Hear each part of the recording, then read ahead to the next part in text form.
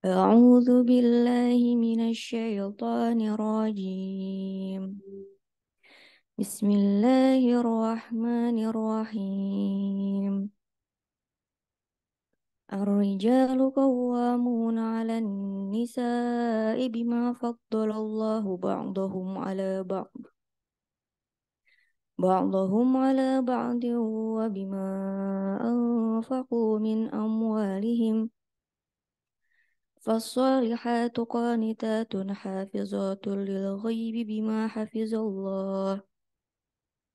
واللاتي تخافون نشوزهن فعظوهن واهجروهن في المضاجع واضربوهن. وإن أطعنكم فلا تبغوا عليهن سبيلا إن الله كان عليا كبيرا. وإن خفتم شقاق بينهما فابعثوا حكما من أهله وحكما من أهلها إن يريدا إصلاحا يوفق الله بينهما إن الله كان عليما خبيرا. واعبدوا الله ولا تشركوا به شيئا وبالوالدين إحسانا وبذي القربى واليتامى والمساكين والجار ذي القربى والجار الجنب والصاحب بالجنب وابن السبيل وما ملكت أيمانكم إن الله لا يحب من كان مختالا فخورا. الذين يبخلون ويأمرون الناس بالبخل ويكتمون ما آتاهم الله من فضله وأعتدنا للكافرين عذابا مهينا. صدق الله العظيم. Laki-laki suami itu pelindung bagi perempuan istri. Karena Allah telah melebihkan sebagian mereka laki-laki atas sebagian yang lain perempuan. Dan karena mereka laki-laki telah memberikan nafkah dari hartanya, maka perempuan-perempuan yang soleh adalah mereka yang taat kepada Allah dan menjaga diri ketika suaminya tidak ada. Karena Allah telah menjaga mereka. Perempuan-perempuan yang kamu khawatirkan akan nusyuz, hendaklah kamu beri nasihat kepada mereka. Tinggalkanlah mereka di tempat tidur pisah ranjang dan kalau perlu pukullah mereka. Tetapi jika mereka mena menaatimu, maka janganlah kamu mencari-cari alasan untuk menyusahkannya. Sungguh Allah Maha Tinggi, Maha Besar. Dan jika kamu khawatir terjadi persengketaan antara keduanya, maka kirimkanlah seorang juru damai dari keluarga laki-laki dan seorang juru damai dari keluarga perempuan. Jika keduanya juru damai itu bermaksud mengadakan perbaikan, niscaya Allah memberi taufik kepada suami istri itu. Sungguh Allah Maha Mengetahui, Maha Teliti. Dan sembahlah Allah dan janganlah kamu persekutukannya dengan sesuatu apapun dan berbuat baiklah kepada kedua orang tua, karib kerabat, anak-anak yatim, orang-orang miskin, tetangga dekat dan tetangga jauh, teman sejawat, ibnu sabil, dan hamba sahaya yang kamu miliki. Sungguh Allah tidak menyukai orang-orang yang sombong dan membanggakan diri, yaitu orang-orang yang kikir dan menyuruh orang lain berbuat kikir dan menyembunyikan karunia yang telah diberikan Allah kepadanya. Kami telah menyediakan untuk orang-orang kafir azab yang menghinakan. Sadaqallahu adzim.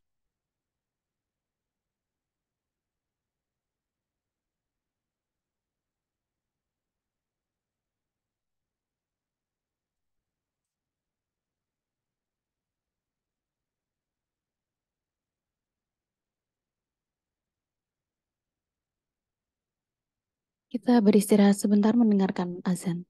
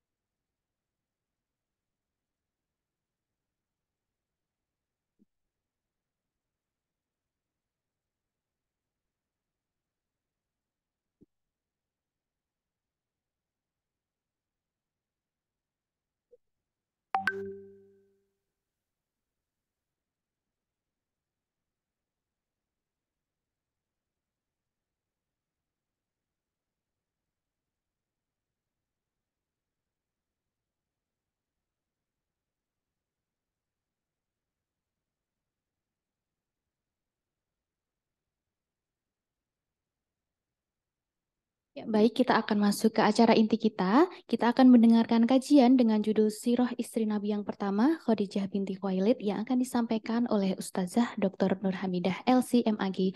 Kepada Ustazah, kami silakan. Jazakumullah khair. Bismillahirrahmanirrahim. Assalamualaikum warahmatullahi wabarakatuh.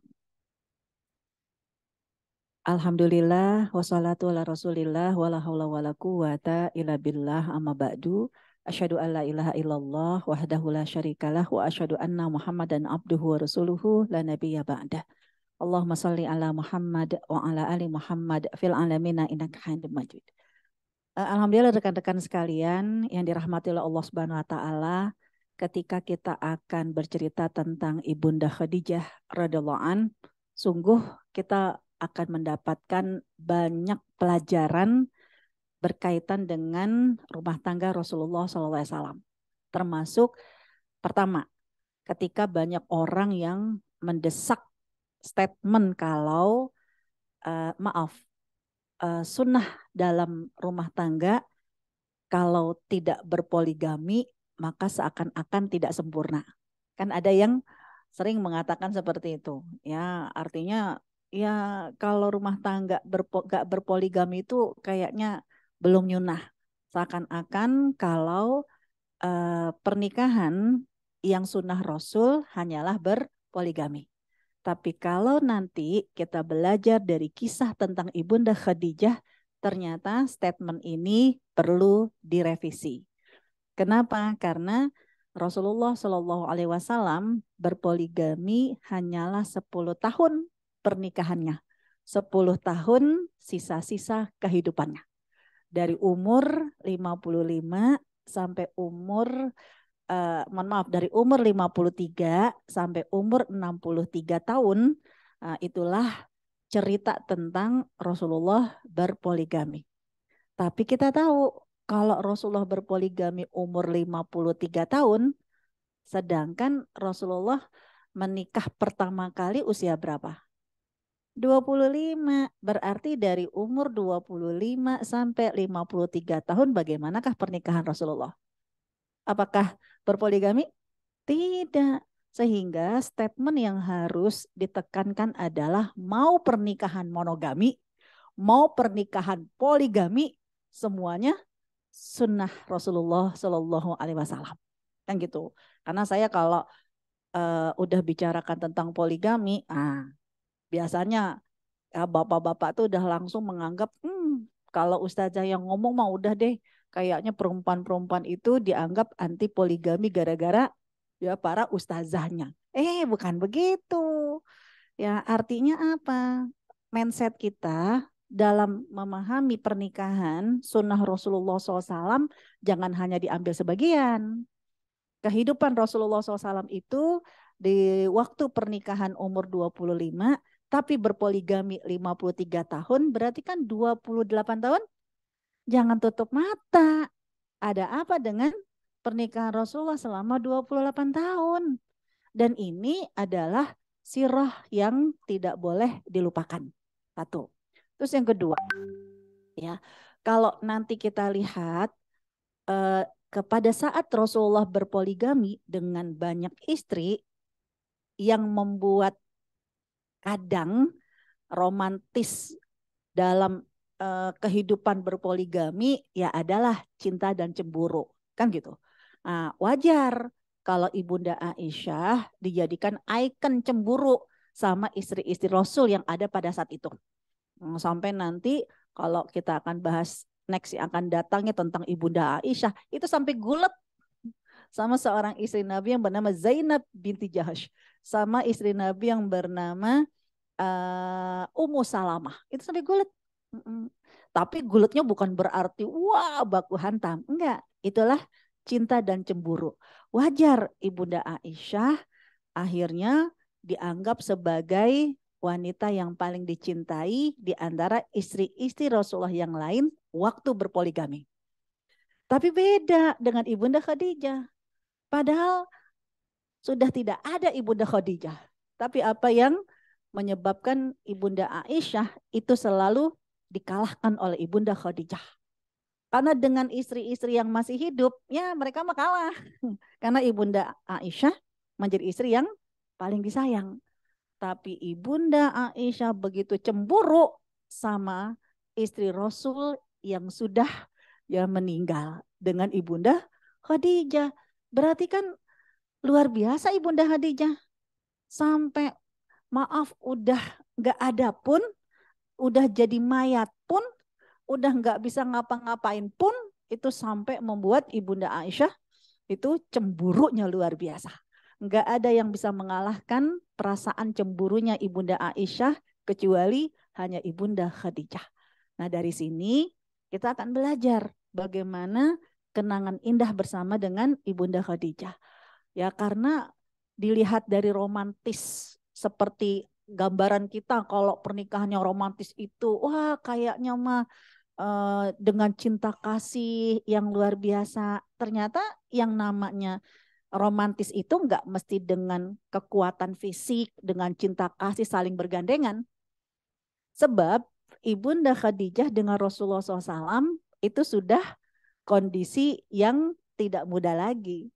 Ya, Rasulullah umur 25, ya itu kan memang lagi ibaratnya lagi sedang-sedangnya lah untuk romantis dalam pernikahan. Tapi Ibunda Khadijah umur berapa? Umur 40. Ya, umur 40 bisa jadi kan sudut pandangnya udah berbeda. Ya. Tapi kenapa jarak 15 tahun tidak membuat Rasulullah mati gaya? Kan kadang kita berpikir suaminya umur 25, istrinya umur 40. Ya, yang istrinya misal, istrinya aja waktu dinikahi lebih muda dari suaminya, kadang akhirnya begitu pernikahan ya nampak sebaya gitu kan. Nah ini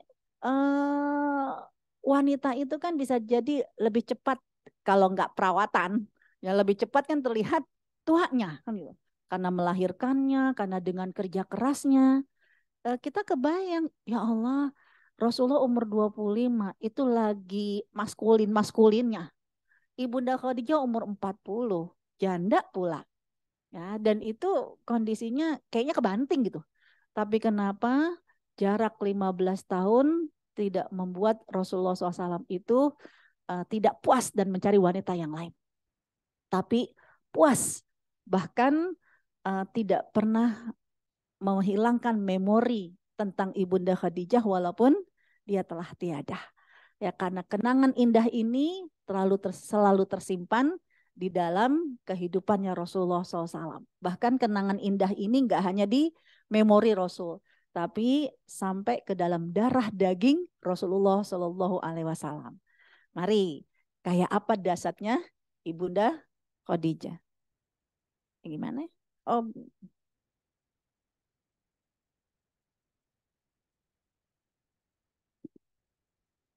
udah di on kan?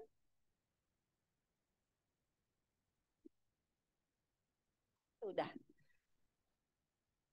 Oh tadi next ya? Ya oke deh. Ibunda Khadijah. Nama aslinya adalah Khadijah binti Khuwailid bin Asad bin Abdul Uzza dari Kinanah. Dari dulu dia dikenal dengan At-Tahirah, wanita yang selalu menjaga kesucian. Walaupun pada saat itu di zaman jahiliyah perempuan kan icon seks. Nah, ini bayangkan belum datang Islam. Kondisi pada saat itu yang menjadi negara adidaya adalah Romawi, Persia, Mesir. Seperti apa mereka memandang perempuan? Perempuan menjadi ikon seks. Tapi ternyata di antara perempuan-perempuan murahan ya dengan seksnya, Ibunda Khadijah tetap dikenal dengan At-Tahirah, wanita yang selalu menjaga kesucian.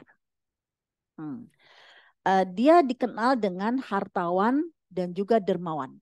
Wanita kaya raya, tajir. Dan gak cuman sekedar tajir sosialitanya tapi pelit. Tapi dikenal dengan tajirnya, hartawannya, sosialitanya, dan begitu dermawan. Dinikahi oleh Rasulullah SAW dan memiliki 6 anak. 2 laki-laki dan 4 perempuan. Nah, hanya nanti yang paling lama mendampingi ayahnya adalah Fatimah. Ya. 2 yang laki-laki ya diambil oleh Allah secara cepat. Ya, dan ini menunjukkan bahwa kemuliaan nanti tidak hanya sekedar dari garis Rasulullah SAW. Karena kalau bin Muhammad itu terus ada, ya manusiawi. Ya kadang nanti akhirnya mengeluh-elukan fanatik terhadap keluarganya Nabi Muhammad. Lupa dengan inna akramakum indallahi atqakum. Yang paling mulia di sisi Allah adalah yang paling bertakwa. Kan gitu. Nah kemudian wafat di bulan Ramadan di tahun 10 kenabian. Berarti 3 tahun sebelum hijrah. Di umur Rasulullah 50 tahun. Next. Mana?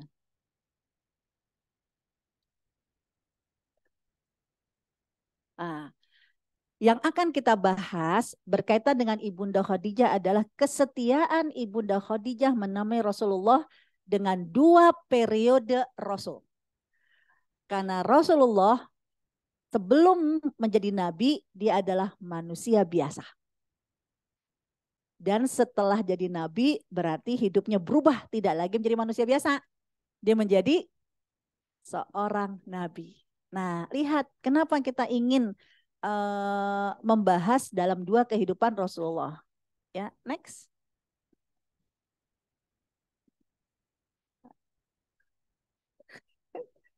Ya, nah, ketika Rasulullah SAW menjadi manusia belum berubah. Loadingnya lama ya. Kopeannya saya lupa soalnya.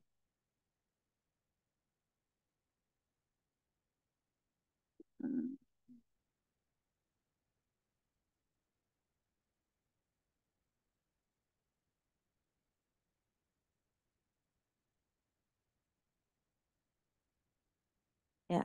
Jadi kita lihat ketika Rasulullah SAW di umur dari anggaplah dimulai dari pernikahannya.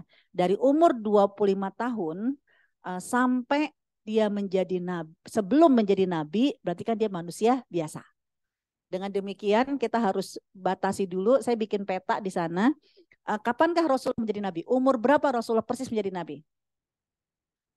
Umur berapa Rasul jadi nabi? Kan nikah umur 25. Jadi nabi umur 40 tahun. Berapa bulan? 6 bulan.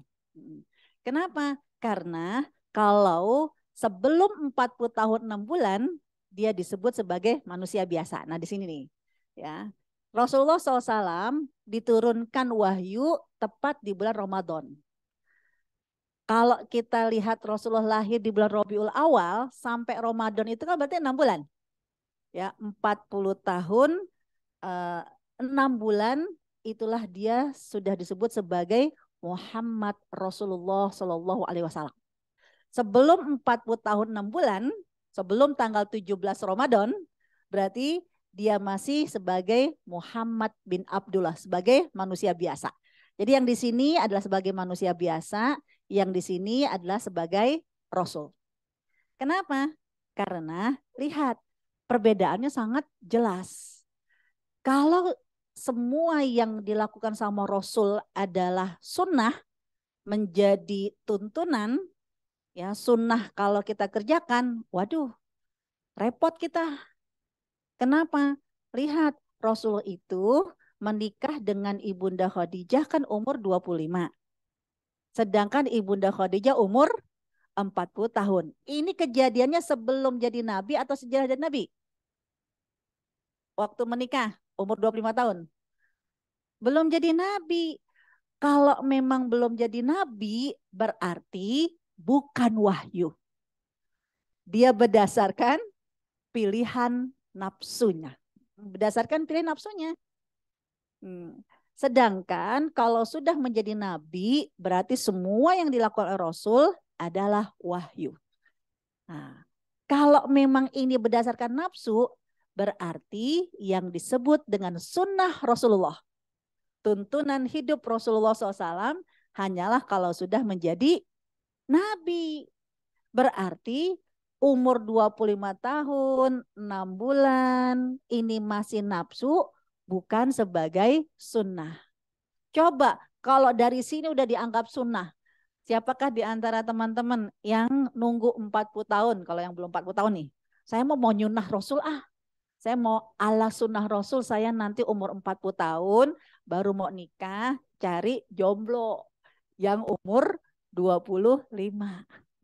Ya, jadi cari bujang yang umur 25. Umur 25 itu bisa jadi baru lulus S1 ya, baru 2 tahun lulus S1 lah kalau memang kuliahnya cepet, ya kan. Jadi kita udah umur 40 bisa jadi udah jadi puja kedudukan tuh umur 40. Ya udah punya posisi. Begitu udah punya posisi umur 40 tahun, kenapa belum nikah? Kan saya menunggu sunnah Rasul. Sampai saya seorang perempuan umur 45 dan mencari laki-laki umur 25. Kalau itu adalah sunnah Rasul, berapa banyak di antara kita yang tidak sunnah. Dan kenapa ini tidak disebut dengan sunnah Rasul? Karena belum menjadi wahyu. Berarti Rasulullah memilih Ibunda Khadijah bukan wahyu, tapi nafsu. Dan lihat nafsunya Rasul itu berbeda dengan laki-laki kebanyakan. Seorang bujang nyarinya ya janda umur 40. Ya. Dan kalau misalnya Rasul hanya berpikir untuk duniawi saja, banyak orang yang begitu udah dapet janda itu, udah jadi kaya raya, kan boleh poligami, gitu kan? Nyari kepuasannya, jadi nyari kekayaannya dari istri pertama yang tajir, nyari kekuasaannya itu dari istri pertama, nyari kepuasannya ya dengan berpoligami. Tapi ternyata tidak dilakukan Rasulullah. Ya berarti apa? Rasulullah dari awal dikenal dengan suami yang setia. Dari awal. Jadi sebelum jadi nabi, Nabi Muhammad itu, Muhammad bin Abdullah didampingi oleh Ibunda Khadijah, benar-benar dua sosok pemuda yang menikah dengan seorang wanita yang sama-sama mulia. Karena nafsunya, karakternya itu udah baik. Dan begitu begitu Rasulullah menjadi nabi. Perubahan hidup Rasulullah benar-benar berubah 180 derajat. Berubah, benar-benar berubah. Kenapa? Karena semua yang dilakukan oleh Rasul tidak lagi berdasarkan nafsu, tapi semua berdasarkan wahyu. Kan gitu kan. Nah, nanti teman-teman lihat ya, ketika umur 40 tahun 6 bulan, berarti di sini nih. Ibunda Khadijah masih hidup atau sudah meninggal?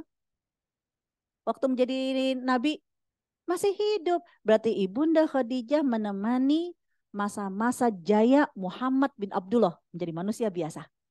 Dan juga mendampingi bagaimana perjuangan suaminya berubah menjadi nabi ya ketika di umur 40 tahun 6 bulan sampai berumur 50 tahun. Berarti 10 tahun lebih ya, kurang lebih 10 tahun 11 tahun lah ya, Ibunda Khadijah mendampingi suaminya dalam kondisi yang benar-benar perjuangan menjadi seorang nabi yang penuh dengan tantangan.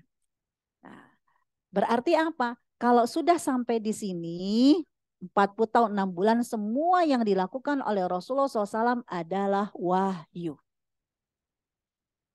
10 tahun menjelang Rasulullah wafat, berarti umur 53. Rasulullah itu enggak hanya perang lebih dari 10 kali. Tapi 10 tahun menjelang Rasulullah wafat, Rasulullah juga menikah lebih dari 10 kali. Coba kalau kita bayangkan. Ya, di saat ini ada undangan peperangan. Bersama dengan undangan peperangan, informasi peperangan juga ada undangan pernikahan. Ya, jadi 1 tahun satu lah ibaratnya. Ini kan 10 tahun menjelang kematiannya. Jadi dalam 1 tahun ajakan untuk berperang, dalam 1 tahun juga Rasulullah nikah. Kira-kira kalau ada di kondisi zaman sekarang, apa yang terjadi dengan Rasulullah? Viral. Gila, ya kan, baru kemarin diundang sekarang nikah lagi kan gitu kan. Nah, betapa beratnya Rasulullah. Dan Rasulullah SAW ketika menikah dan perang itu bukan dalam kondisi yang happy. Kenapa? Karena selama 50 tahun, selama 28 tahun menikah dengan Ibunda Khadijah nggak pernah kepikiran untuk poligami. Nggak pernah. Padahal belum ada wahyu, bebas. Tapi Rasulullah dari awal punya karakter suami yang setia. Dan gak pernah selama jadi manusia biasa itu ngomporin untuk perang. Gak pernah bertikai, dikenal dengan Al-Amin, orang yang paling dipercaya. Berarti kan kita harus mencari tahu, ya Allah berat banget ini kehidupan Rasul. Tiba-tiba dia harus berubah, yang tadinya setia ternyata harus berbagi, nggak cuma 2 istri, 3 istri, 4 istri, 10 istri. Suka atau tidak suka? Dan kita memandang poligami yang dilakukan oleh Rasulullah beda dengan batasan poligami ayat yang diturunkan pada saat itu. Antara prakteknya poligami para sahabat dengan poligaminya Rasulullah itu beda. Sebab poligami itu sudah poligami itu sudah ada jauh sebelum Rasul jadi nabi. Kayak Nabi Ibrahim. Nabi Ibrahim kan istrinya 2, berarti poligami. Nabi Sulaiman berapa istrinya? Nabi Sulaiman berapa istrinya? 99. Karena memang poligami itu sudah ada ya dari nabi-nabi sebelumnya. Dan lihat bangsa Romawi di zaman Rasul nih, bangsa Romawi, bangsa Persia. Apakah raja-raja itu cuma 1 istri? Ratu 1, tapi selir banyak. Ya kan? Artinya apa? Di gelombang poligami pada saat itu ternyata Rasulullah SAW pemuda yang langka. Hanya beristri 1 yang sudah tua, ya lebih tua 15 tahun darinya, tapi tetap setia. Kenapa begitu 10 tahun menjelang kematiannya, udahlah disuruh perang mulu, lalu menikah mulu? Karena sekali lagi, Nabi Muhammad setelah menjadi nabi, suka atau tidak suka, harus mengamalkannya. Kenapa Rasulullah mengamalkan poligami? Karena tidak mungkin Islam itu memberikan solusi dengan Al-Quran saja yang diturunkan tanpa ada yang mempraktekannya. Karena Al-Quran tidak bisa bergerak, harus ada yang menggerakkannya. Al-Quran tidak bisa berdiri, harus ada yang mendirikannya. Al-Quran tidak bisa berjalan, harus ada manusia yang menjalankannya. Maka Rasulullah yang menjadi pilot proyek. Lihat, di antara zaman jahiliyah yang banyak istri unlimited, maka Nabi Muhammad diminta oleh Allah untuk mempraktekkan seperti apakah poligami yang harus terjadi. Akhirnya apa? Surat An-Nisa kan tadi dibaca. Ya, nah di surat An-Nisa teman-teman bisa lihat. Ya, karena bacanya kan langsung ayat ke-36. Karena saya pernah bahas surat An-Nisa, ayat pertama pada seneng. Tapi begitu next yang berikutnya. Surat An-Nisa ayat kedua, ketiga akan berbicara tentang poligami. Apa? Ya usah aja lengkapin aja deh ayatnya. Kenapa? Karena kita menganggap kalau ayat poligami itu udah bicara tentang hal-hal yang diskriminasi terhadap perempuan. Padahal apa? Kalau kita tahu cerita ini, ya Allah, ya Rasulullah SAW di antara gelombang orang-orang yang berpoligami unlimited, turunlah surat An-Nisa. Dimulai dari apa? Diminta untuk para sahabat membatasi. Yang tadinya tanpa batas, makanya turun ayat yang kedua, diminta untuk dibatasi. Berapa? Pilihlah 2. Jadi bukan berawal 1, lalu suruh nambah jadi 2. Tapi berawal dari unlimited, disuruh milih 2. Ya puyeng lah kepalanya bapak-bapak pada saat itu. Ya Allah, yang ini gemulai, yang ini jago masak, yang ini suruh pilih 2, kan gitu kan. Mau mengeliminasi lebih sulit daripada mencari nominasi. Ya kan? Akhirnya apa ya Allah, susah banget 2. Kalau begitu ya boleh dinegosiasi 3. bukan menambah 3, tapi mengeliminasi sehingga kamu harus pilih cuman 3 aja. Jadi yang tadinya 10 disuruh 2. 2 yang mijitin belum, ya udah 3. Ya kan? Udah 3, ya yang ini masak, yang ini mijitin, yang ini pinter berbisnis.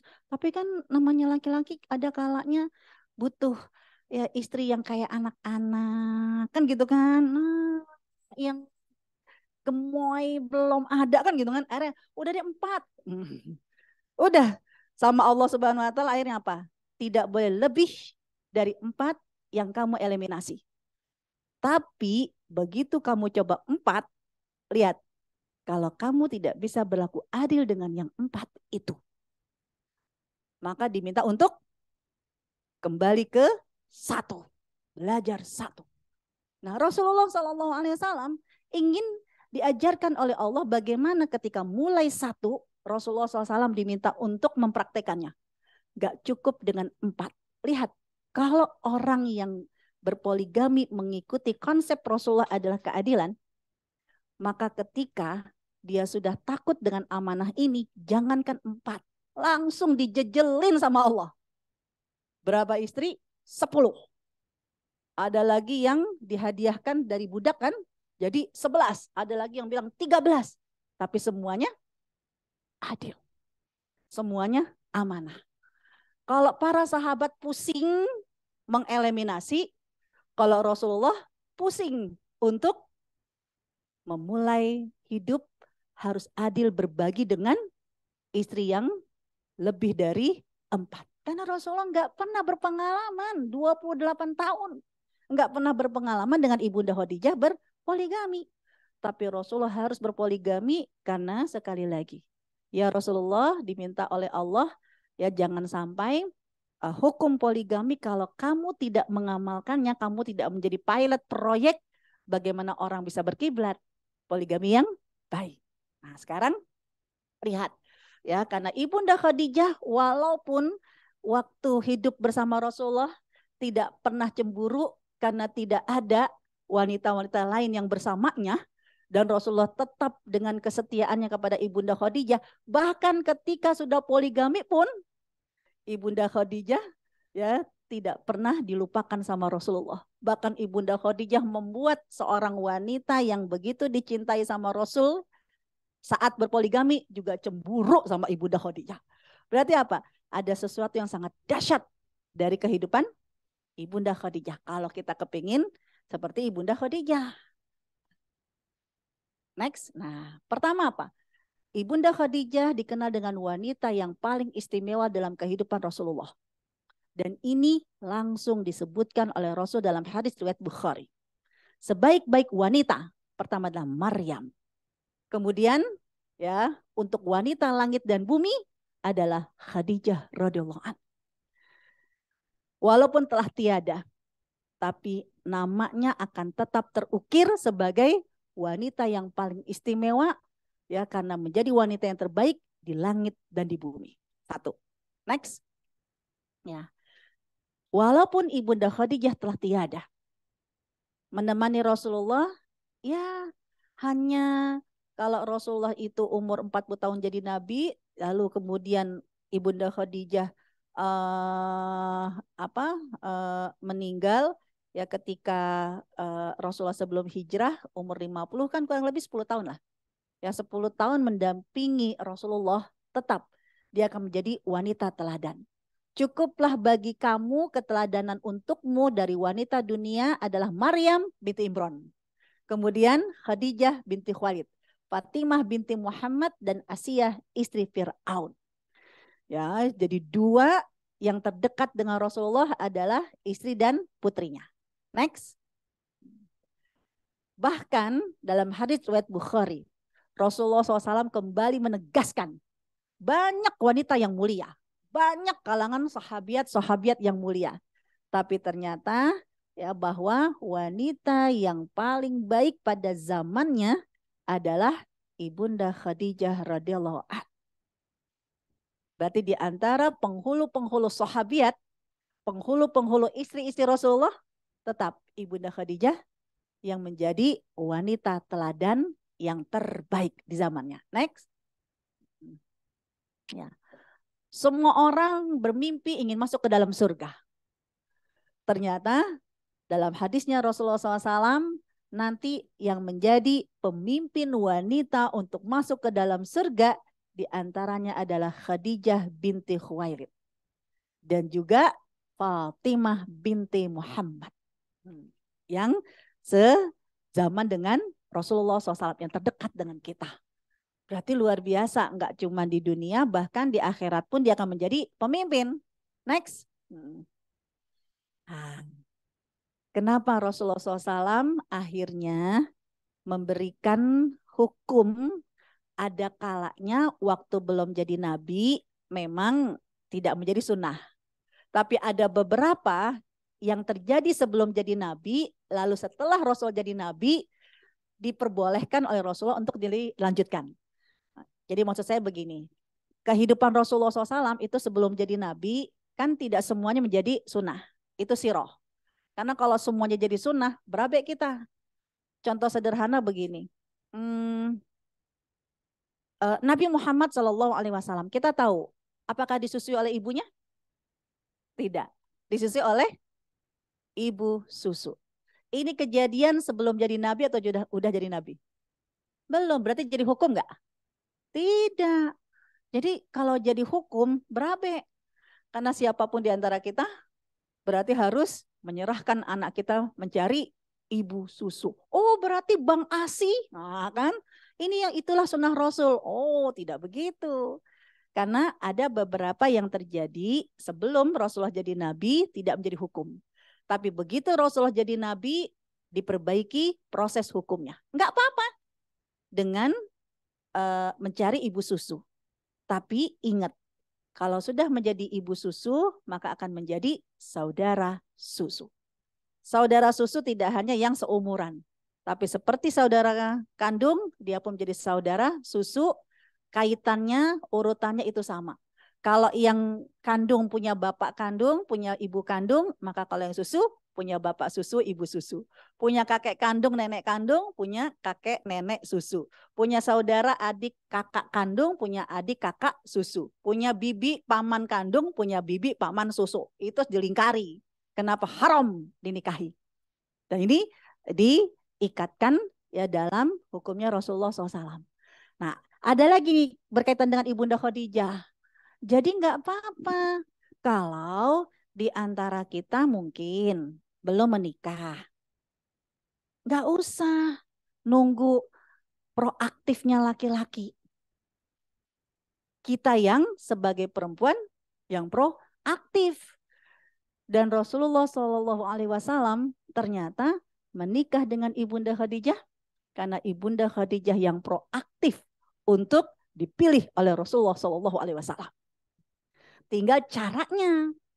Nah, karena kan saya sering kali ustazah cariin jodoh dong. Laki perempuan. Waduh, perempuan. Kalau laki-laki mah lebih enak. Kenapa yang sering nyari minta jodoh itu justru yang perempuan? Gini, memangnya di kantor kamu nggak ada laki-laki yang bujang? Banyak. Nah, kalau kita melihat ada laki-laki yang belum menikah, soleh, baik, pokoknya wow, layak menjadi suami. Pikiran kita apa? Mubazir kalau diambil orang. Gimana kita akan merebut hatinya? Seperti apa? Itulah perjuangan Ibunda Khadijah. Gigih dalam meraih cintanya. Ya sudahlah waktu awal kan, ya dia bermitra ya dengan Rasulullah SAW karena Rasulullah kan membawa perdagangannya Ibunda Khadijah. Ya, Ibunda Khadijah punya informan Maisaroh. Maisaroh laki atau perempuan? Nah, kalau Siti Maisaroh baru perempuan. Ini Maisaroh laki-laki yang mendampingi Rasulullah untuk melakukan perjalanan niaga barang-barang Ibunda Khadijah. Ternyata apa? Enggak cuman amanah, pinter banget dalam berbisnis mencari keuntungannya. Dia bawa dagangan dari Mekah ke Syam ya untuk dijual di sana. Nah, keuntungannya sudah ada, lalu dia bawa barang-barang dari Syam dijual ke Mekah. Jadi 2 kali untung. Wah, ya orangnya soleh, amanah, kemudian pintar lagi dalam berbisnis. Udah tuh, udah tertarik. Dan gimana caranya agar pernikahan itu harus terjadi, kenapa? Karena mubazir. Kalau ada orang yang kayak begini diambil sama wanita lain. Dan lihat, kegigihannya luar biasa. Ini diabadikan dalam hadis riwayat Ahmad. Ya, yaitu ketika Ibunda Khadijah kan kepingin banget ayahnya itu, artinya untuk Nabi Muhammad udah oke. Ya, karena dari informannya Maisarah, Nabi Muhammad juga tidak menolak. Ya, karena selain dia adalah wanita yang suci dan juga ya punya paras yang oke dan kehidupan juga no problem lah ya, artinya perempuan kaya raya kan gitu kan. Masalahnya apa? Di orang tua. Bapaknya Ibunda Khadijah, aduh gimana nih biar bapaknya mau nikahin. Ya karena anaknya udah oke, tapi kalau bapaknya enggak, kan enggak bisa. Dan lihat, dibikin mabok bapaknya. Jadi ini kok kayak film drama romantis. Bapaknya dibikin mabok, setelah bapaknya dibikin mabok ya, terus bapaknya didesak ya untuk menikahkan Muhammad bin Abdullah ya dengannya. Maka karena mabok ya akhirnya dinikahkan. Ya, dan bukti pernikahannya itu Ibunda Khadijah melepaskan pakaian ayahnya yang biasa itu dengan pakaian adat yang tandanya adalah sudah meresmikan sah pernikahan. Jadi kayak pakaian pernikahan lah yang tandanya ini sudah diakui dan juga disetujui. Baru kan kaget ya, si bapaknya ini ya begitu sadar, loh kok saya pakai pakaian pernikahan, artinya apa yang terjadi? Ya karena kan Bapak udah menikahkan saya dengan Muhammad bin Abdullah. Awalnya kan nggak mau. Ya sumpah demi Allah, nggak mau lah dia menikahkan dengan anak yatim yang miskin kayak begitu. Lalu apa kata Ibunda Khadijah? Memangnya kamu mau ingin mempermalukan dirinya? Kalau membatalkan padahal apa? Ya sudah menikahkan. Kenapa? Karena kamu tadi kejebak karena dalam kondisi mabuk.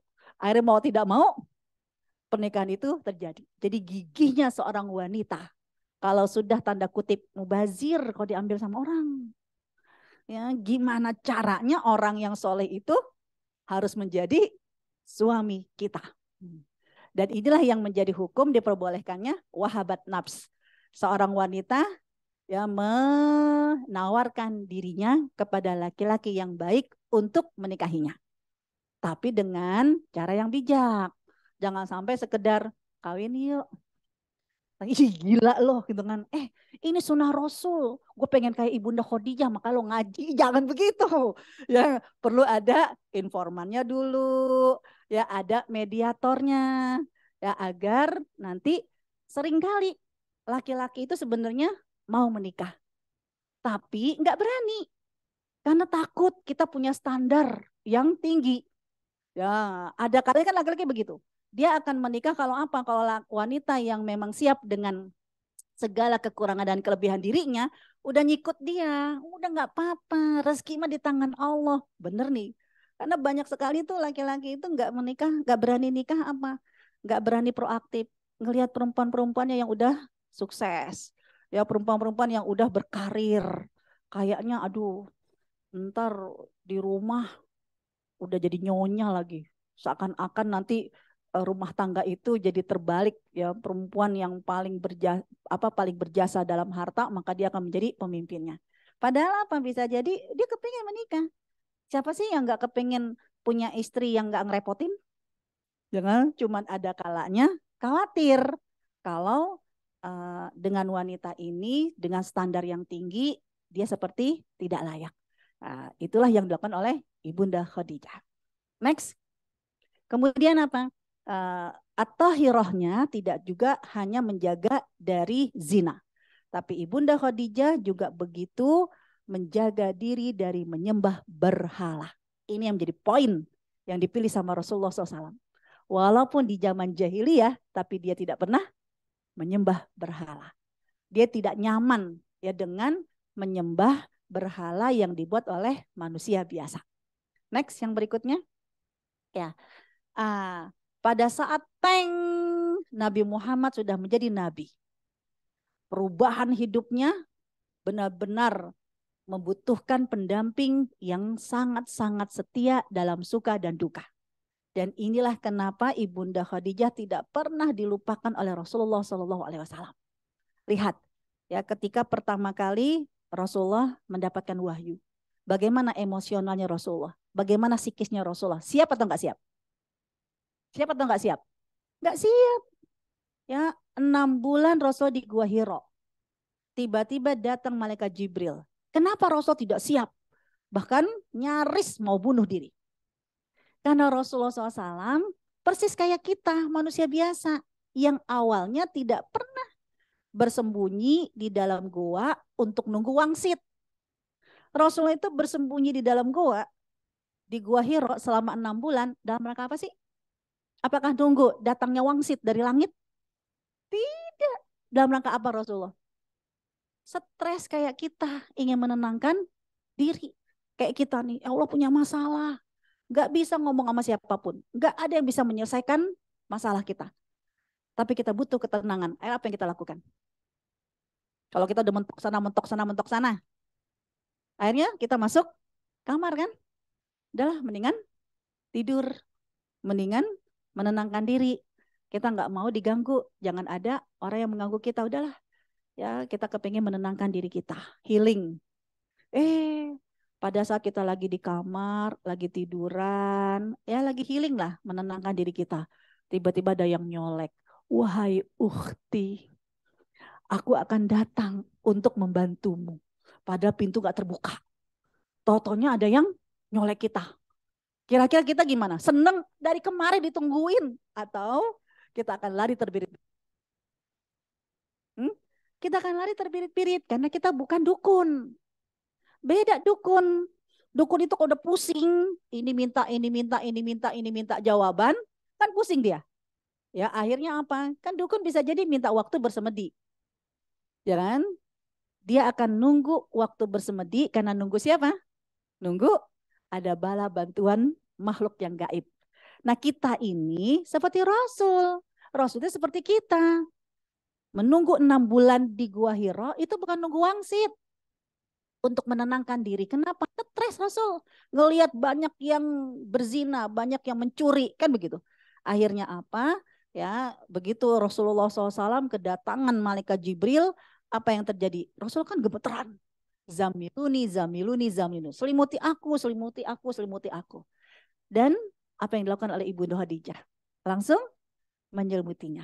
Untuk memberikan ketenangan. Memeluknya untuk memberikan ketenangan. Apakah kemudian Rasul sudah tenang? Tidak.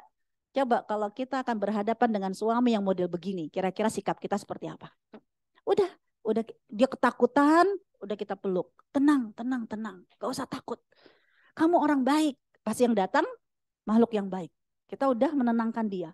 Begitu Rasulullah keluar, ngelihat langit, langit. Isinya malaikat Jibril.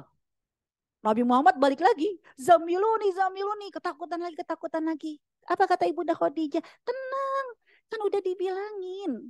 Kamu orang baik. Pasti yang datang makhluk baik. Tapi masih ketakutan juga. Udah kalau gitu diajak kemana? Diajak ke pamannya. Waraqah bin Naufal. Untuk memberikan persaksian. Siapa sih yang datang menemui suamiku? Ini aku udah bilang sama suamiku. Kalau yang datang itu makhluk baik. Tapi dia masih ketakutan. Apa kata Waraqah bin Naufal? Begitu diceritakan, yang datang kepadamu adalah Namus Jibril. Yang pernah datang kepada Nabi Musa dan Nabi Isa. Udah, akhirnya apa? Begitu Rasulullah SAW sudah dijaminkan yang datang adalah malaikat Jibril, Ibunda Khadijah kan berpikir udah tenang. Ternyata begitu Rasulullah naik lagi ke Gua Hiro, nyaris dalam sirah Rahikul Maktum, ya Saifur Rahman Al-Mubarakpuri, itu nyaris Rasulullah begitu melihat malaikat Jibril dan memanggilnya, ya Rasulullah, ya Muhammad, anta Rasulullah, itu nyaris dia mau bunuh diri. 3 kali datang lagi, Zamiluni, ya Khadijah, dia datang. Coba kalau itu adalah kita, kira-kira diapain tuh suami? Astagfirullahaladzim, cemen banget sih.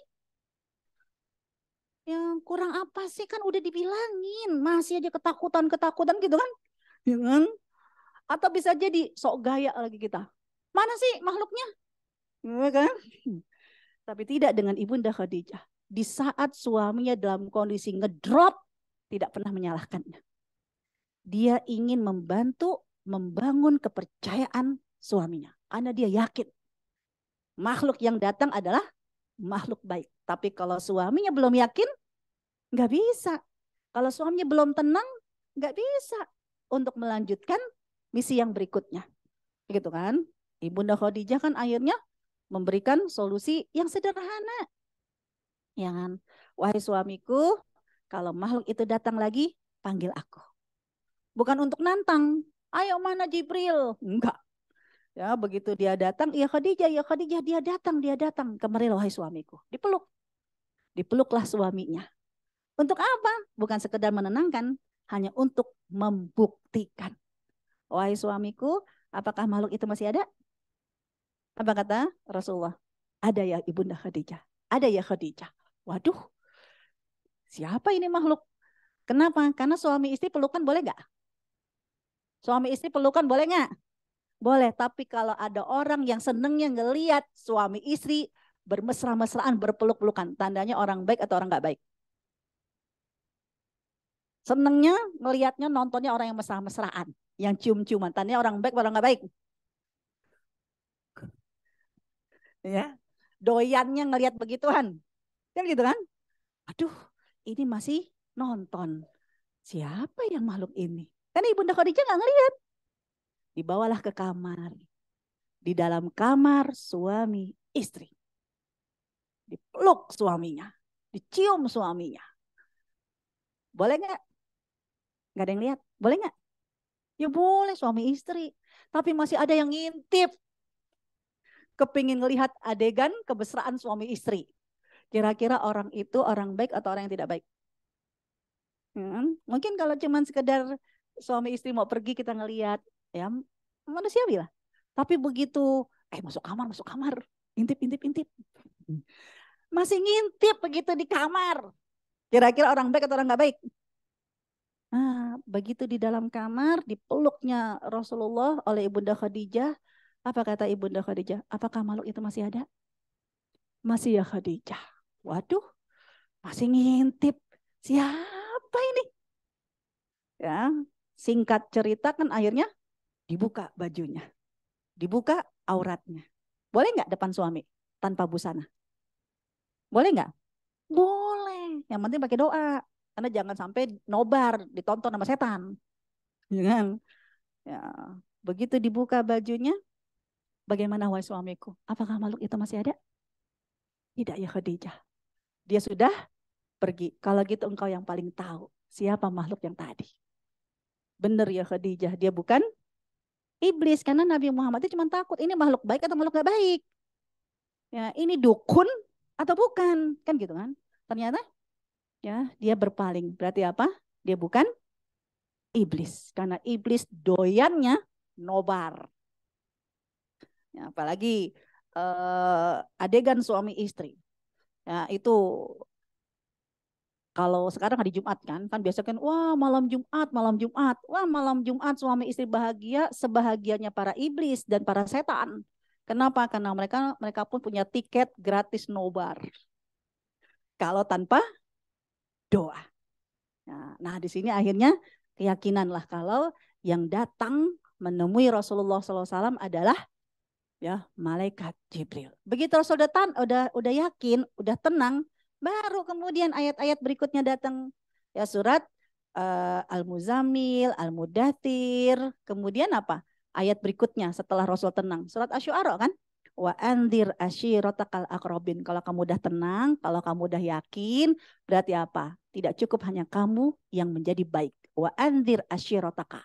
Segeralah kamu sampaikan kalimat dakwah ini, kalimat kebaikan ini kepada saudara-saudara kamu. Next yang berikutnya. Akhirnya, ini udah tadi. Akhirnya apa? Ibunda Khadijah setelah awal surat diturunkan ya, itu kan pertama Al-Alaq.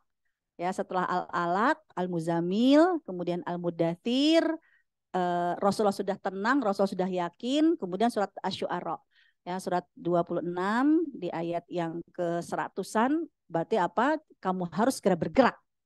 Sampaikan kepada tetangga-tetangga kamu, keluarga kamu tentang adanya Allah.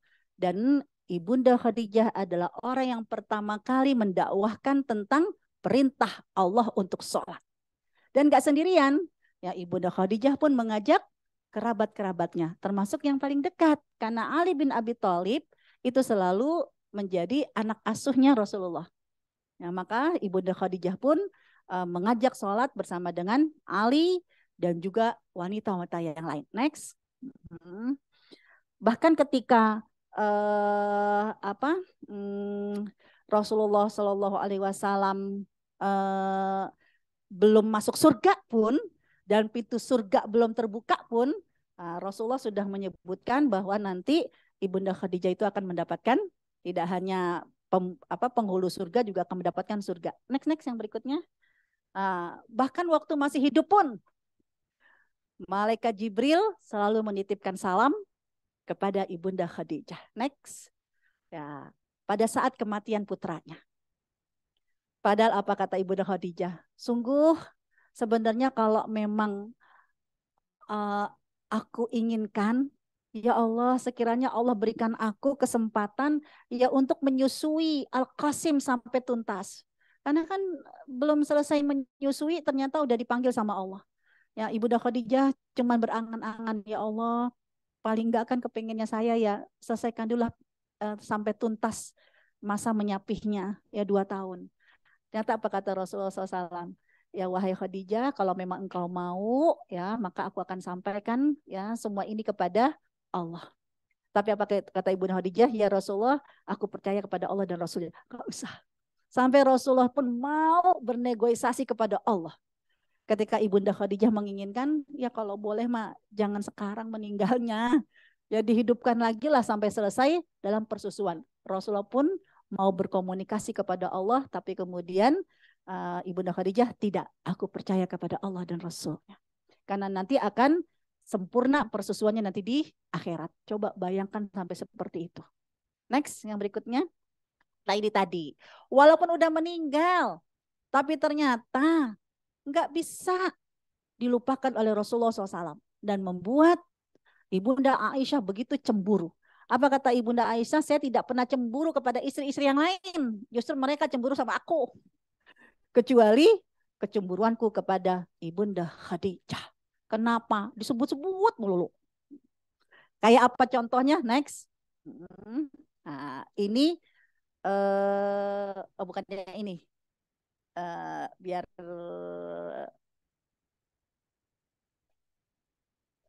ini ya, jadi ceritanya Rasul itu kan selalu mengingat Ibunda Khadijah dan menyebut-nyebut Ibunda Khadijah kalau ada peristiwa yang membuat Rasul terkenang. Kayak ada saudaranya Ibunda Khadijah, Assalamualaikum, Khadijah gitu kan. Ya, terus kalau ada makanan yang Ibunda Khadijah selalu ngasih, langsung ini Khadijah ini dulu kalau ada makanan ini ngasih ke sini, ngasih ke sini. Apa kata Ibunda Aisyah? Khadijah. Yang orang udah mati pun, jangan emangnya kamu kan kamu udah diganti dengan wanita yang lebih baik, wanita yang pipinya merah, wanita yang gemoy, istilah gitu. Langsung kata Rasulullah SAW yang menunjukkan betapa Rasul itu marah ya bahwa tidak ada mana ya jadi ada hadisnya yang lain itu apa yang sebelumnya atau setelahnya. Itu ada hadis yang lain apa kata Rasulullah, ya kan? Ketika Ibunda Aisyah bilang Khadijah, emangnya nggak ada apa wanita yang lain, padahal ya dia udah tidak ada, udah diganti dengan lebih merah gitu kan, padahal udah diganti dengan istri yang lebih baik. Dan Rasulullah SAW sangat tidak suka, langsung merah, dan marahnya Rasulullah SAW sampai digambarkan oleh Ibunda Khadijah, wajah marahnya Rasulullah itu persis ketika Rasulullah melihat mendung. Rasul itu kalau melihat mendung itu takut, gelisah, marah. Beda ketika melihat hujan. Kenapa? Kan mendung tak selamanya hujan. Betul. Tapi kenapa Rasulullah takut, emosi, gelisah ngelihat mendung? Karena dulu kaum Ad dan kaum Samud dimusnahkan oleh Allah. Ya, pada saat mereka melihat mendung, dikira mendung itu membawa air, ternyata membawa petaka, membawa azab. Itu next, lanjut aja. Nah, juga marah ketika disindir fisiknya Ibunda Khadijah. Udah tua juga, udah kayak nenek-nenek, kan? Ih, nggak boleh body shaming, nggak boleh ngina-ngina, bahkan udah meninggal pun nggak boleh dihina-hina, apalagi masih hidup. Nah, itu jadi berubahnya wajah Rasulullah itu seperti Rasulullah melihat awan. Ya, ketika Ibunda Khadijah, Ibunda Aisyah yang begitu marah pada saat cemburu dengan Ibunda Khadijah, dengan Ibunda Aisyah itu mengatakan, ya Rasulullah gimana, kan udah digantikan untuk kamu lebih baik daripada nenek-nenek itu. Ya emang semua juga tahu di nikahnya Rasulullah itu sampai meninggal kan ada nenek-nenek. Tapi Rasul tidak mau Ibunda Aisyah dibilang nenek-nenek. Marahlah Rasulullah. Next. Ini juga cintanya Rasulullah kepada Ibunda Khadijah benar-benar barometernya adalah iman dan kafir. Karena Ibunda Khadijah kan sebelumnya sudah menikah dengan laki-laki lain dan sudah punya anak selain kepada Nabi Muhammad SAW. Lalu apa kata Ibunda Khadijah? Ya Rasulullah, aku bertanya tentang dua anaknya yang meninggal di masa jahiliyah. Jadi sebelum dia nikah sama Rasul, dia sudah punya anak dengan laki-laki lain, dengan suami lain, dan tidak masuk Islam. Bagaimanakah dengan kondisi kedua anakku yang meninggal di masa jahiliyah? Apa kata Rasulullah? Keduanya berada dalam neraka. Berarti apa? Rasulullah mencintai Ibunda Khadijah tidak sekedar fisik sosialitaknya. Tapi Ibunda Khadijah dicintai karena imannya. Sehingga semua garis dari Ibunda Khadijah yang tidak ada iman, tidak ada cinta Allah di sana. Dan tidak ada cinta Rasul di sana. Next. Nah, begitu inna lillahi wa inna ilaihi raji'un, duka yang mendalam atas kematiannya. Dikenal dengan amul huzni, tahun kesedihan. Jadi manusiawi. Ditinggal oleh orang yang dicintai lalu kita sedih, manusiawi. Yang nggak boleh itu adalah ketika kita meratap. Dan Rasulullah pun menunjukkan kemanusiaannya. Dia sedih dan Allah pun juga menunjukkan rahmatnya kepada manusia. Ketika dalam kondisi sedih perlu dihibur. Dan hiburannya bisa jadi healing, jalan-jalan. Dan itulah yang dilakukan oleh Rasulullah. Ya, ketika Ibunda Khadijah meninggal, maka dihibur oleh Rasulullah dengan healing, Isra Mi'raj. Kan begitu kan? Dan luar biasa. Ya, dihiburnya dengan Isra dan Mi'raj. Dan lihat, ketika kehilangan Ibunda Khadijah, benar-benar Rasulullah kehilangan orang yang paling dipercaya. Sehingga yang mengisi kekosongan itu adalah Abu Bakar. Dan Abu Bakar langsung menjadi sahabat yang terdekat. Ya, sampai diberi gelar As-Siddiq. Padahal Abu Bakar kan dari dulu sejak Rasul jadi nabi kan udah dekat sama Rasul kan. Tapi kenapa tidak menjadi gelar yang As-Siddiq yang dipercaya? Karena sebelum Ibunda Khadijah wafat, tidak ada yang menjadi tempat berlabuhnya Rasulullah dalam suka dan duka. Ya, semua cerita masalah Rasul akan diceritakan kepada Ibunda Khadijah. Begitu Ibunda Khadijah sudah meninggal, baru Rasulullah memerlukan penggantinya, yaitu Abu Bakar. Nah, dari sini saya ingin menekankan kepada kita. Kalau kita sudah belajar seperti Ibunda Khadijah, maka please dalam hubungan suami istri tidak boleh ada rahasia di antara kita. Karena kunci Rasulullah mencintai Ibunda Khadijah sampai mati, habis bis tak tergantikan. Karena tidak pernah ada rahasia antara Rasulullah dengan Ibunda Khadijah. Setiap masalah Rasulullah, Ibunda Khadijah selalu menjadi orang yang nomor satu, mengetahuinya dan mendukungnya. Nah, kalau di antara kita, suami istri masih ribut hanya gara-gara isi handphone yang menjadi rahasia, berarti kemana Khadijah kontemporer? Ya, karena para suami-suami dan para istri-istri masih punya rahasia dengan handphone ini. Praktek hubungan kita dengan suami kita baik dan seperti Ibunda Khadijah dengan Rasulullah, tidak ada rahasia di antara kita. Handphone ini Tidak menjadi rahasia di antara suami istri. Karena masalah kamu adalah masalah aku. Dan aku akan siap membantu. Kebahagiaanmu adalah kebahagiaan aku. Dan aku pun juga akan turut bersyukur atas kebahagiaanmu. Moga-moga setelah membahas tentang Ibunda Khadijah, maka kita pun dengan suami-suami kita tidak pernah ada rahasia di antara kita. Ya, tidak ada emosi ketika suami-suami melihat istrinya diam-diam membuka handphonenya saat dia di kamar mandi. Ini siapa yang ngajarin? Ustazah mana yang ngajarin? Sekarang istri saya sudah mulai berani masuk saya kamar mandi, ternyata dia mulai buka handphone. Saya bilang, Anda kalau masih ribut kayak begitu, berarti ada masalah dalam rumah tangga Anda. Ya kan? Kenapa? Karena kalau kita ingin belajar dari Ibunda Khadijah, tidak pernah ada rahasia. Karena Ibunda Khadijah akan selalu ada dalam suka dan duka bersama dengan Rasulullah Shallallahu Alaihi Wasallam. Wallahu a'lam bishawab. Ya, dari saya cukup sekian. Assalamualaikum warahmatullahi wabarakatuh. Assalamualaikum warahmatullahi wabarakatuh. Baik, terima kasih atas materi yang telah disampaikan Ustazah. Baik, kita buka sesi tanya jawab kepada Ustazah. Para peserta dipersilakan untuk bertanya jika ada di ruangan ini maupun dari Zoom. Boleh, silakan. Apakah ada?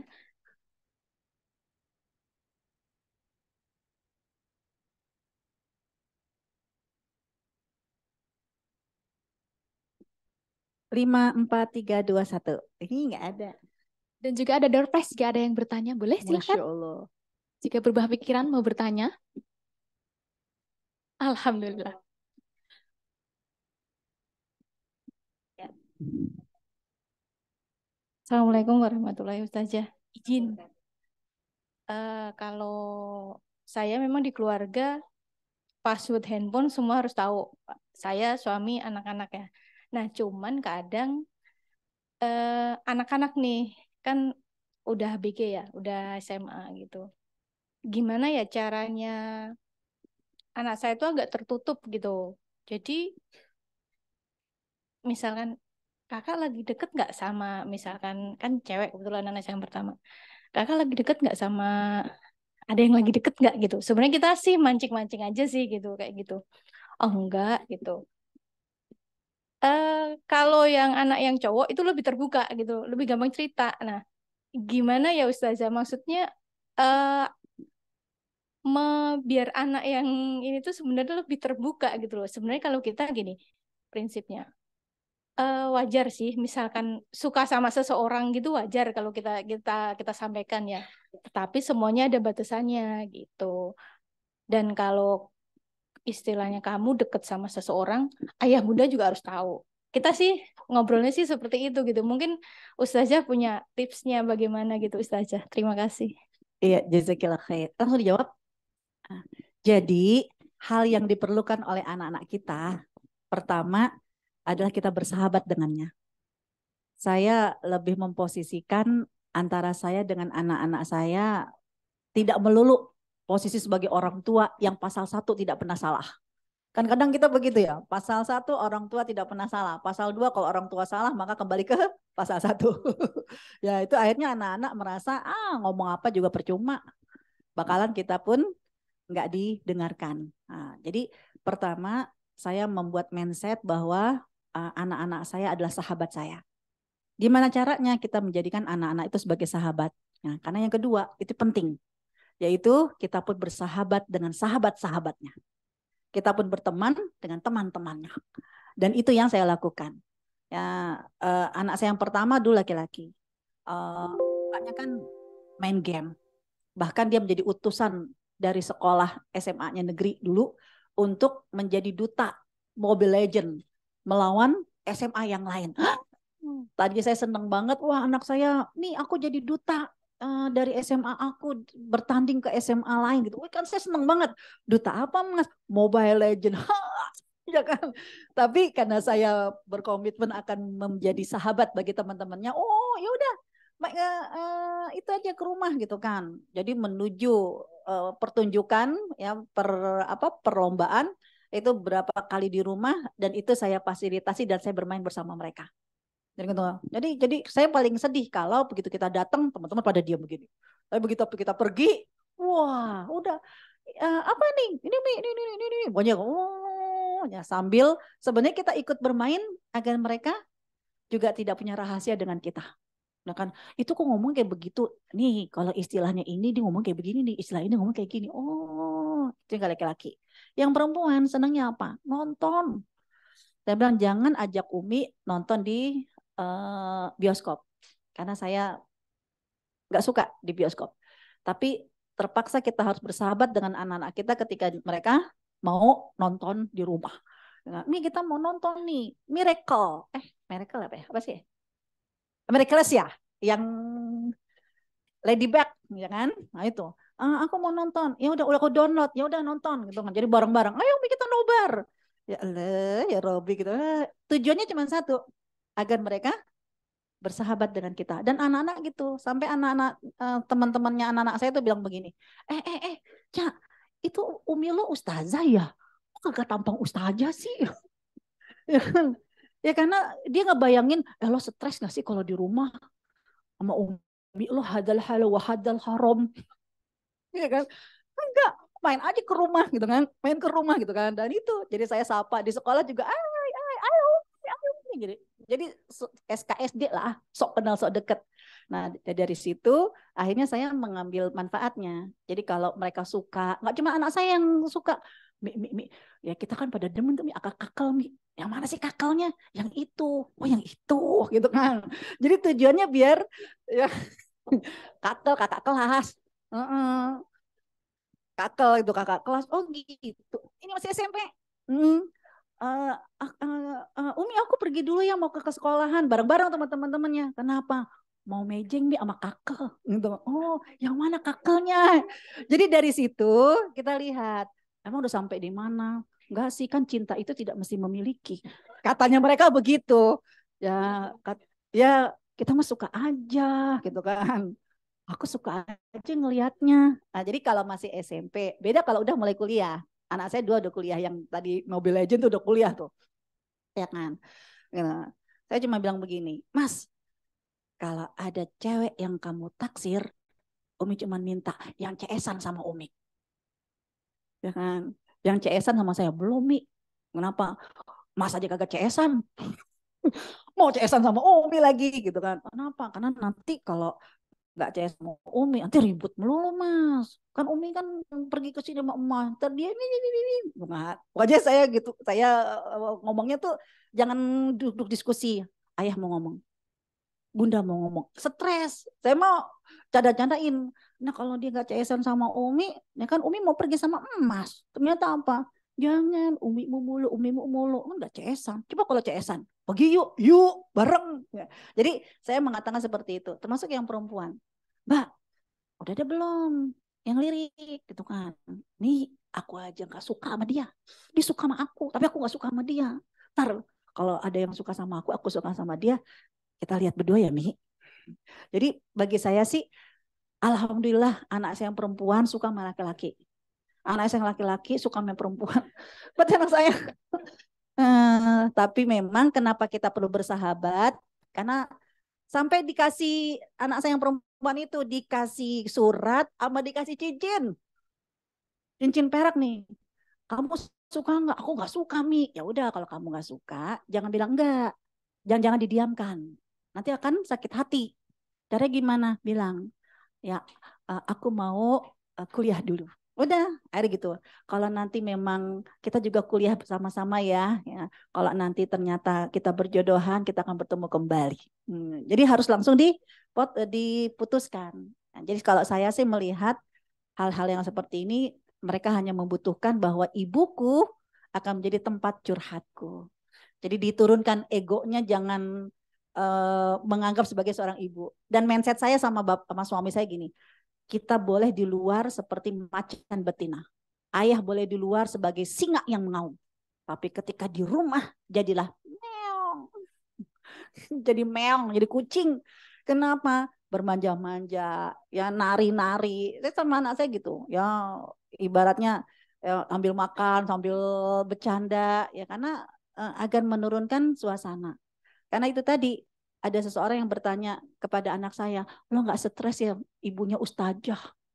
Kenapa? Ya kan kalau ibunya ustazah itu hadal halal, hadal haram gitu kan. Ini nggak boleh, ini nggak boleh. Ya, lihat mak gue kayak apa di rumah. Dan bersahabat. Jadi meong. Nah, seperti itu Bu. Wallahu a'lam. Boleh sweet aja dulu.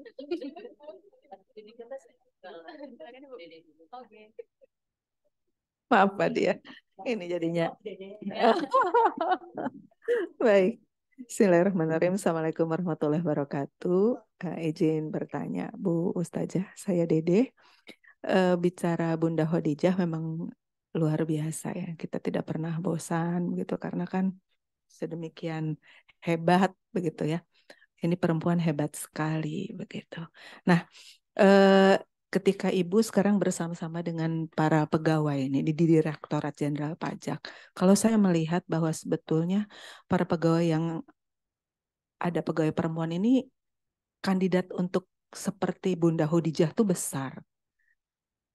Iya, kenapa? Karena kalau misalkan tadi coba mengidentifikasi ya Bunda Khadijah itu sukses begitu ya. Kemudian kaya, mandiri. Saya bayangkan bahwa banyak sekali pegawai-pegawai di sini gitu ya. Di Direktorat Jenderal Pajak itu seperti itu. Dari kecil sudah terbiasa sukses, pinter-pinter begitu ya. Sekolah di sekolah yang terbaik, bekerja di tempat yang juga baik begitu. Punya kemandirian di dalam mengambil keputusan, punya kemandirian dalam finansial.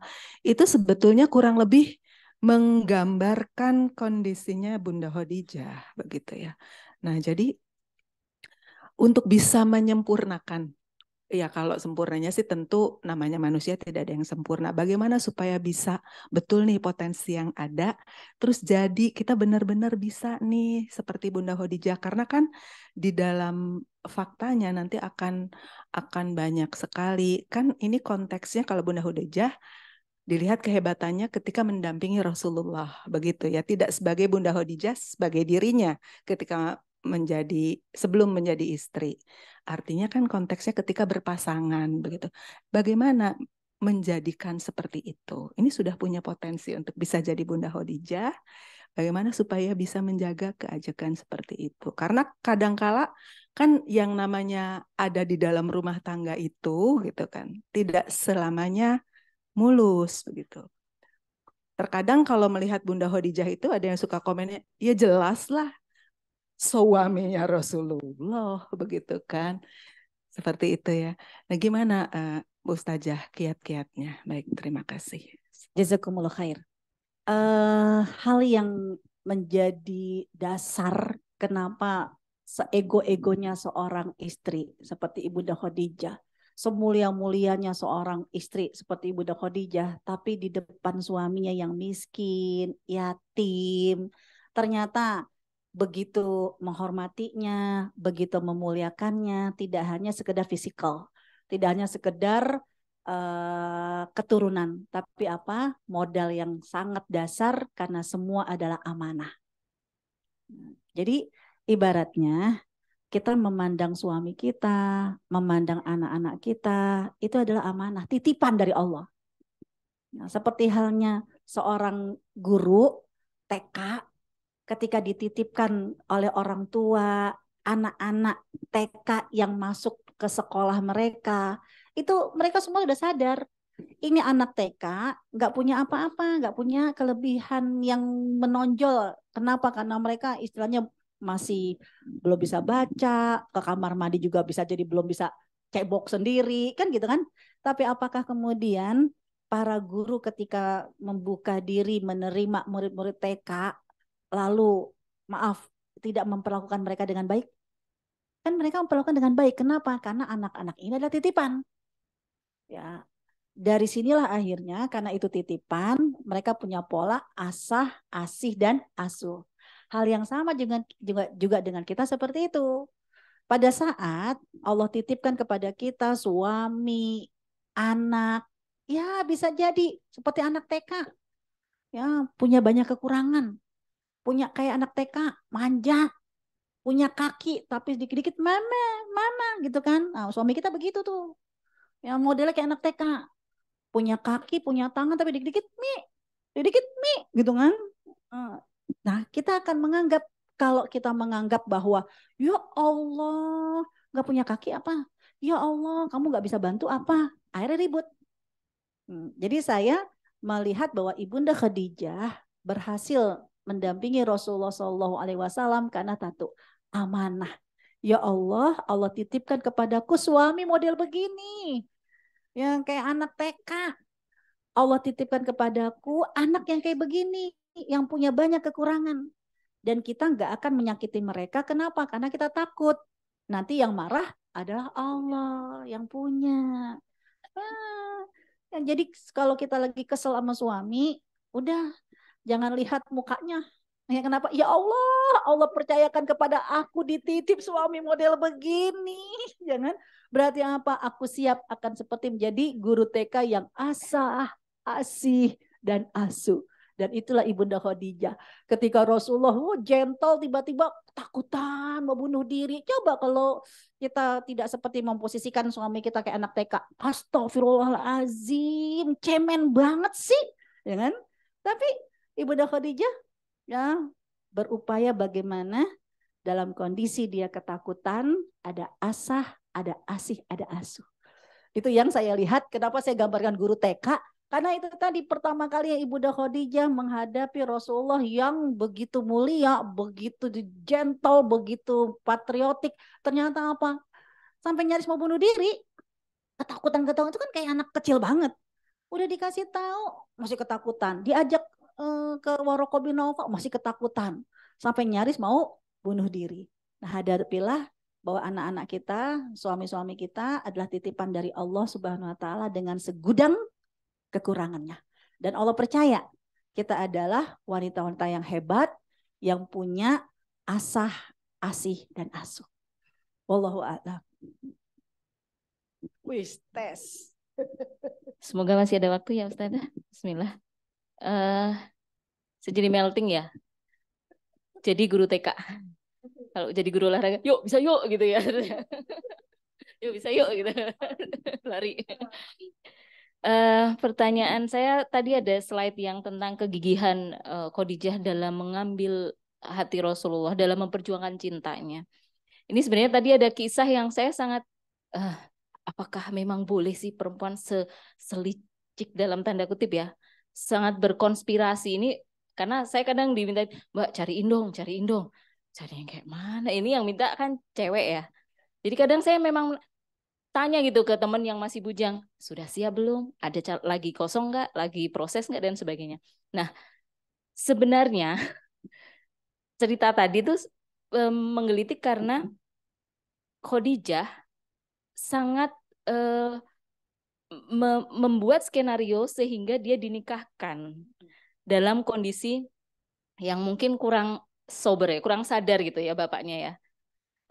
Nah, saya jadi tadi sudah menyampaikan hukum sebelum Rasul menjadi Rasul itu sebenarnya kan memang belum dihukumi gitu. Jadi apakah no problem gitu ya membuat orang sampai sebingung itu atau nggak sadar itu untuk berbuat sesuatu demi dia mendapatkan cintanya. Nah kalau yang sekarang kan Rasulullah sudah punya hukum-hukum tertentu kan kita nggak boleh ya jadi cewek segenit dan berkonspirasi itu gitu. Nah tapi mohon arahan Ustazah, bagaimana caranya supaya ahwat-ahwat yang masih single lillah ini, jomblo lillah, itu bisa berbuat untuk mendapatkan cintanya jika dia sudah menemukan sosok yang tepat atau paling tidak masuk kriteria ke apa namanya husband material lah. Kalau bahasa Inggrisnya gitu ya, husband material gitu. Oh ya Bu, saya tadi kan tentang PIN ya, HP ya. Password HP kami di rumah aman, boleh siapapun ya. Cuman M-Banking passwordnya nggak aman. Nah, harus saya sendiri, nggak boleh di-share kan. Bener nggak sih Ibu? Terima kasih Us. Ya, jazakumullah khair. Jadi yang pertama, memang sebelum jadi Rasul kan tidak menjadi hukum. Tapi setelah jadi Rasul menjadi hukum. cerita tadi memang cerita sebelum jadi Rasul. Tapi setelah jadi Rasul menjadi fikih nikah. Salah satunya apa fikih nikah? Dengan proses mencari jodoh itu kan ditetapkan berbagai macam cara. Pertama apa? Dijodohkan, kan boleh. Dicarikan atau wahabat nafsah. Wanita itu menawarkan dirinya. Dan itu pernah terjadi di zaman Rasulullah SAW. Seorang wanita yang menawarkan dirinya kepada Rasulullah SAW. Tapi kemudian ya memang saat itu Rasulullah tidak dapat wahyu untuk mengiyakan. Tapi tidak melarang. Ya, dan tidak memarahinya dan tidak menganggap, ih centil banget sih. Enggak. Dan ini menjadi hukum wahabat nafs. Ya, jadi dia menawarkan dirinya untuk dinikahi kepada laki-laki yang soleh. Nah sekarang perjuangan gigihnya seperti apa? Ya bagaimana perjuangan gigihnya di setiap proses tahapan nikah. Pertama kan tahapan pencarian jodoh. Ya udah gimana kita benar-benar ikhtiar untuk mencari laki-laki yang mubazir. Yang kalau diambil sama orang itu fastabikul khairat. Nah, karena bisa jadi yang layak mendampingi dia yang solih adalah aku yang solihah. Kan gitu kan. Ya, yang pantas mendampingi dia adalah aku yang solihah. Kan gitu. Berarti perjuangan gigihnya sampai ya dia laki-lakinya oke dulu. Kayak Rasulullah kan tadi dengan Maisarah. Ya kan. Bagaimana Rasulullah pun akhirnya juga tertarik dengan Ibunda Khadijah ya kan mak comblangnya itu. Maisarahnya itu. Jadi gigilah mencari mak comblang yang tidak ember. Tapi mak comblang yang juga memperjuangkan gigih cinta kita. Ya, setelah itu kan proses ta'aruf kan. Nah, itu benar-benar perjuangan. Agar nanti ta'aruf ini tidak hanya dua orang, tapi dua keluarga. Carilah orang-orang yang akhirnya, seperti Rasulullah kan juga akhirnya mencari nafisah. Yang bagaimana bisa membicarakan semua ini kepada keluarganya Ibunda Khadijah dan juga keluarganya Rasulullah SAW. Nah kita juga begitu. Harus ada kekuatan mak comblang, filah, ya kan? Yang dengan mak comblang ini dia punya kekuatan akhirnya kedua keluarga itu pun mengiyakan. Gitu. Jangan mengandalkan orang lain ya karena bisa jadi ya kita akan kecewa dengan orang lain. Tapi mengandalkan kekuatan Allah dengan hukum-hukumnya. Pasti Allah pun akan memberikan kita jodoh yang terbaik. Nah yang terakhir sih untuk M-Banking terserah. Ya kan? Karena kalau saya pun tidak ada rahasia dalam M-Banking. Karena di sana kita akan melihat sejauh mana kejujuran. Karena jujur, walaupun suami saya bekerja, tapi bicara soal belanja-belanja online dan itu semuanya pakai rekening saya, pakai M-Banking saya. Nah, dan itu tadi kadang, Mas, tolong tuh bayarin tuh beli sayuran. Jadi semua seperti itu. Karena di sini justru dengan saya memberitahu tentang M-Banking, jadi anak-anak jadi tahu ya bagaimana istilahnya mengelola keuangan, pemasukan dan pengeluaran itu benar-benar harus balance. Itu terserah Bu. Wallahu a'lam. Baik, terima kasih atas jawabannya Ustazah. Mungkin mohon maaf dicukupkan 3 penanya saja karena keterbatasan waktu. Izin Ustazah, apakah boleh ditutup dengan doa dari Ustazah? Ya, semoga apa yang kita pelajari hari ini Allah berikan kemudahan, kesuksesan, kelapangan dan juga keberkahan sehingga hati kita, keluarga kita benar-benar bisa mulia seperti mulianya keluarganya Rasulullah SAW. Ila hadhihi niyyah wa kunniyatin sholihah al-Fatihah. A'udzubillahi minasyaitonirrajim. Bismillahirrahmanirrahim. Alhamdulillahi rabbil alamin arrahmanirrahim maliki yaumiddin. Iyyaka na'budu wa iyyaka nasta'in. Ihdinas siratal mustaqim. Siratal ladzina an'amta 'alaihim ghairil maghdubi 'alaihim waladdallin. Amin. Allahumma innaka 'afuwun tuhibbul 'afwa fa'fu 'anna. Allahumma innaka 'afuwun tuhibbul 'afwa fa'fu 'anna. Allahumma inna nas'aluka ridhaka wal jannah wa na'udzubika min sakhatika wan nar. Allahumma inna na'udzubika minan nar wa min khizyin nar wa min kulli amalin yuqarribuna ilan nar. Rabbana hab lana min azwajina wa dzurriyyatina qurrata a'yun waj'alna lil muttaqina imama.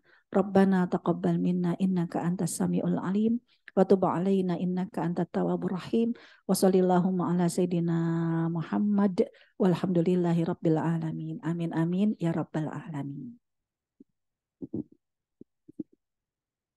Baik, terima kasih Ustazah. Saya selaku pembawa acara mengucapkan terima kasih banyak atas kehadiran dan juga partisipasi dari Ibu dan Mbak sekalian. Wabillahi taufiq wal hidayah. Wassalamualaikum warahmatullahi wabarakatuh.